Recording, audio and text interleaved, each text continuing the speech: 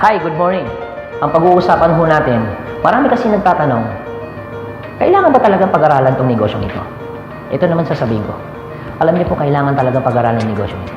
Dahil unang-una, paano magagawa yung negosyo kung hindi mo alam? Ang reason po kung bakit marami nagpifail in any business, kahit sa traditional, kahit sa trabaho, kahit sa network marketing, paras-paras din ang gagawin mo, kailangan mo aralin. The moment na hindi mo inaral ang negosyong, ibig sabihin, hindi mo talaga siya magagawa ng maayos. Possible na pwede kang mag-quit. Okay, sige.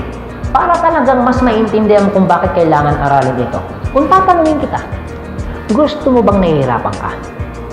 Siyempre, hindi. Alam mo kung bakit? Simple naman taong gusto niyang gawin yung negosyong nahihirapan siya. Ito ang tanong. Kung ayaw mo talagang nahihirapan, anong dapat gawin? Siyempre, kailangan aralin. Okay? Pag inaral mo bang negosyo, sa tingin mo madadalian ka na? Oo naman. Kasi pag the moment ang negosyo, araw-araw mo ginagawa, napapractice mo, nagiging madali na sa'yo. Tandaan ninyo, kahit gaano kadali ang isang bagay pag hindi mo inaral, nagiging mahirap. Pero ang isang bagay, kahit gaano kahirap pag inaral mo, nagiging madali. Yun pong reason kung bakit kailangan mo itong gawin para hindi ka mahirapan. Uulitin ko, gusto mo bang mahirapan ka? Siyempre hindi. So anong dapat mo gawin? Aralin. So guys, maraming salamat po sa inyo. God bless and to God be the glory. Power.